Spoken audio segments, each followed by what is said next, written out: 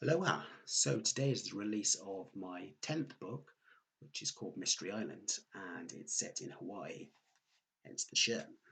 And I just thought I'd come on here, do a quick little video, just to really thank all the people for engaging today, wishing me the best of luck, and really making the day that little bit more special. It's always nice when the people that you talk to on a regular basis, they're behind you and supporting you, which is really nice. So thank you for everyone who has bought the book, read the book, has reviewed the book, or is going to review the book. Just really for making it all that little bit more special. So that's fantastic. Like I say, this is my 10th book. 2015 was when I actually started, and I guess 5 years later, I didn't envisage having 10 books out. I think I kind of set out to try and have about 2 or 3 books. As these things happen, you know, your goals change, you raise the bar, you push that a little bit further, you want to keep going to different levels. Lots of things happen, and you roll with the punches, you pick yourself up, you dust yourself off, you push yourself, and you just carry on and keep going. I think that's what it's all about. I've always looked around at people around me, really taken notes, tried to do my best, to push myself as much as I can. I've never accepted what I'm doing as being the final product. I've always wanted to better myself. Um, I'm always happy to listen to advice. I take on board everything that's said to me. You know, you can't always change everything. You can't always write for people because that's not what you do. You want to write for yourself first. Look at the market, check it out, see what it is, and really think about where you're trying to go. Um, I guess now I'm trying to branch out a little bit more, trying to push the boundaries of genres and really get my own voice. I think that's probably one of the most important things. So with Mystery Island, I suppose the idea came about a couple of years ago. It's been bumbling around in my head for a little while. A little seed planted and it just suddenly builds up. So whilst writing the last couple of books, it's always been there. I always thought about it. Um, it's always been called Mystery Island. I think I debated calling it Lost Island at one point, but Mystery Island has always kind of stuck there to me.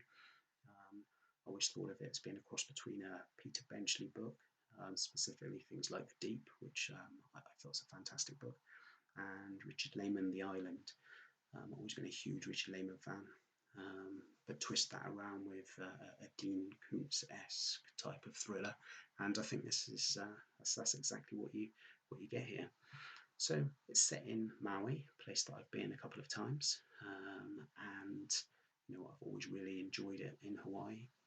Just things like the weather, obviously, and the scenery and everything like that is just fantastic. Um, and the last time I was there was on my honeymoon.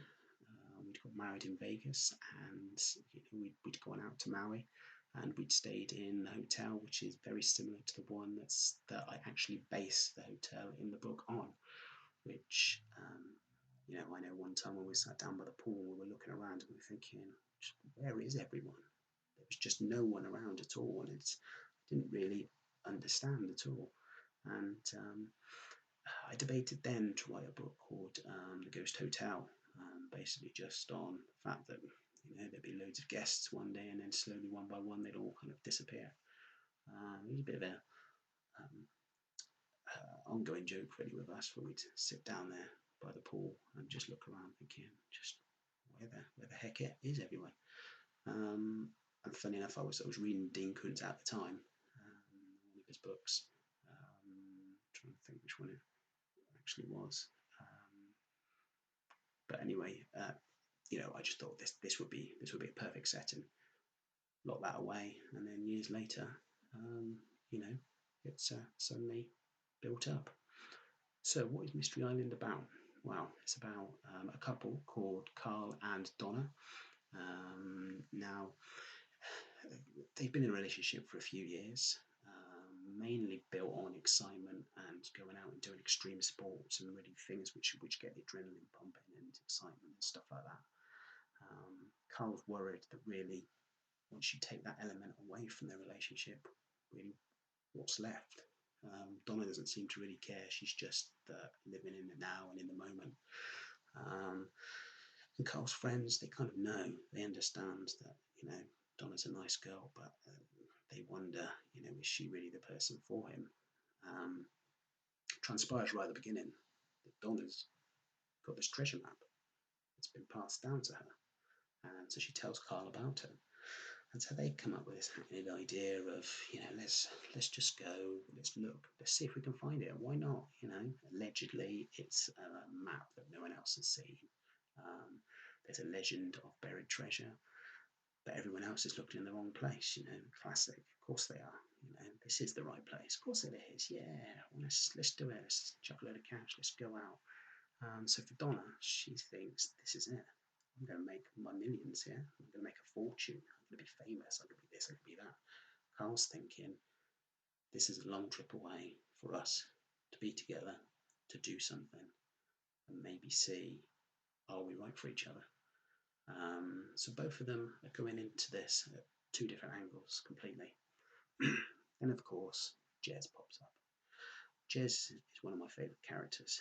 He's been in most of the books. I would say he's been in at least 6 of the 10 books. Maybe 1 or 2 more, just makes a fleeting appearance. I know in Beneath the Whispers, he is literally just a guy stood at the side working on his van. So, he doesn't always make a large appearance, but, he's first in my first book, Lost Connection, and he was in as quite a pivotal role in The Place That Never Existed. Popped up in A Cold Retreat, and now I've cast him on, obviously directing now as well as an author apparently. He's the sidekick for Hudson Bell in the Hudson Bell series. A lifetime ago was the first book in that series, and the second one that I'm working on at the moment. So he's someone that I find interesting, and I think that he can bring something. He's a bit quirky. I always think that he looks a bit like Marilyn Manson without the makeup on, or the guy from Star Wars. So, he's got a quirky look about him. He's tall. Because he's tall, he always kind of lopes around and kind of always says that, puts his neck down and tries to be as short as everyone else. So I just thought that'd be a nice little idea. I can't really say too much more about the book because I think there's a few twists and turns in it. There's some surprises in there, as I try to do. I don't like to just do a simple story to start at the beginning and just gently go the way through. That's not really me. I like to have a few twists and turns and a few little things that pop up, red herrings and all that sort of thing. That's what it keeps me entertained. I don't like to know what I'm doing or where I'm going because for me, I'd get bored with that. I have to keep myself, on the edge. What's going to happen next? How can I make this work? What can I do with it?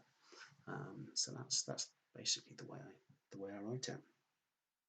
So there you go. Really, that's my 10th book. My next limit is to get to book 50. That would be fantastic. So the Hudson Bell books, like I say, I'm working on the second book in the series at the moment. I envisage, getting up to maybe at least 5 books in that series. Then I've got another couple of series in mind that I will be starting. Yeah, some exciting times ahead, I think. Got lots of ideas for books. So I've started another 2 books at the moment. We just need to see where things take us. I've got ideas for about 15 books that I was planning on starting, and I've moved on from there. I may revisit them later.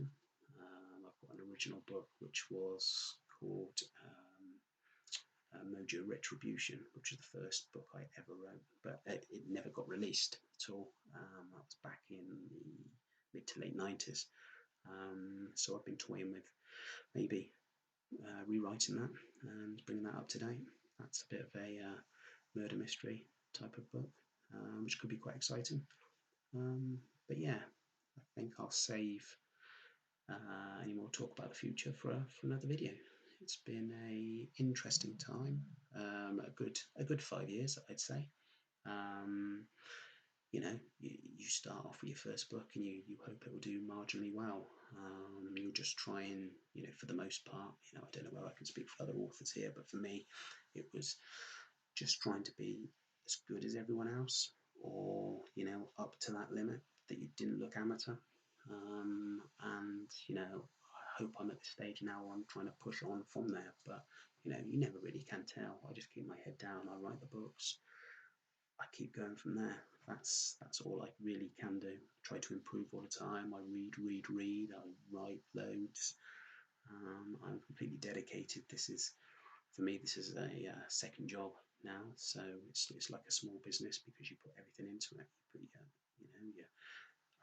I, I'm up before 6 in the morning. I write every morning before I start work. I sometimes write in my lunch hour. I write after work. It's what you do. So there you go. So thank you once again for everyone who's purchased the book, who's reading it currently, who's sharing it, who's letting other people know. All this sort of support is an amazing thing, and it's what an author, really hopes to have.